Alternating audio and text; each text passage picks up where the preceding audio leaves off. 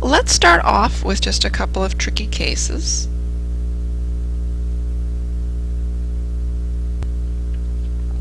These are nothing different in terms of rules from what we were doing in derivatives 2. They're just ones that commonly confuse students.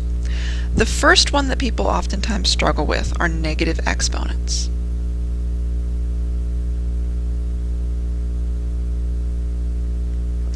So let's say we're being told to take the derivative of the following. Now, we know that if we have something in this form, say take the derivative of x to the nth, that we just bring down the n, the exponent, and subtract 1.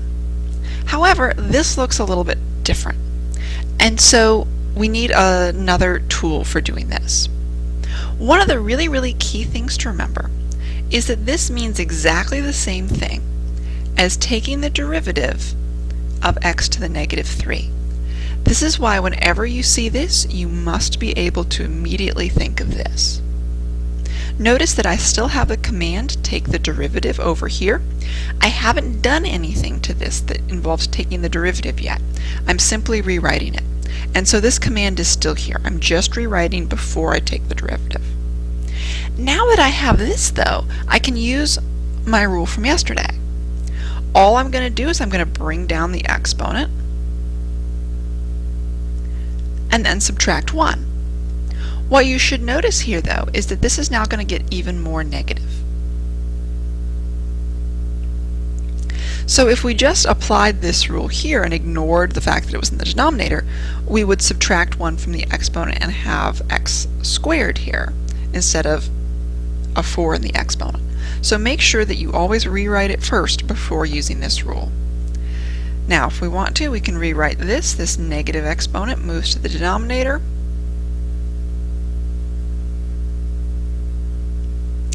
and there we go. Please. And there we go. I'd like you to try a problem on your own. Please find the derivative of 1 over x squared. Pause the video now.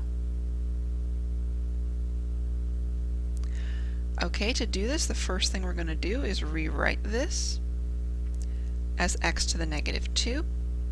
Then we use our power rule, subtract 1 from the exponent,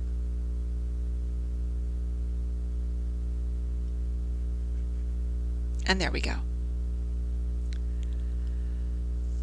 Another thing that sometimes trips people up are fractional exponents.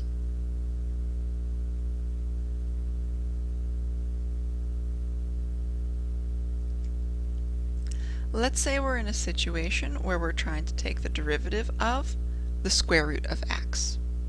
This is again where you have to be able to rewrite like we were doing in our introductory unit. This x to square root of x is the same thing as x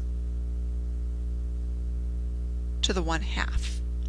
As soon as we have this, then we're able to use our power rule. Bring down the 1/2 and then subtract 1 from the exponent. Being fluent with fractions is incredibly important here. In order to do this,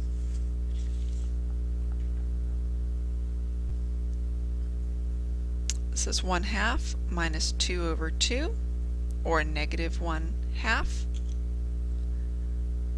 So here we've got 1/2 x to the negative 1/2.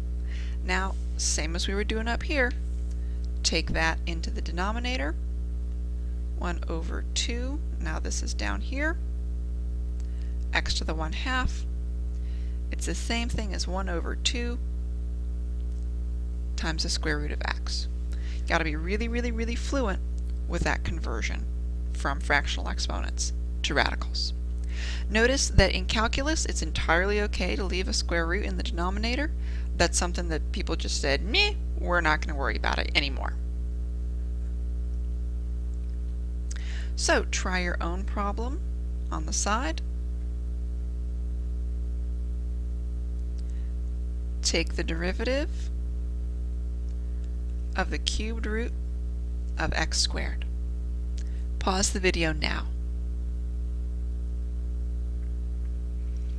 So before we take the derivative, we're going to rewrite this. This is the same as taking the derivative of x to the 2/3. Now when we do that, we're going to bring down the 2/3, subtract 1 from the exponent. We can write that 1 as 3/3, 2/3 x, so common denominator is 3, 2 minus 3 is -1, and now that negative exponent moves to the denominator,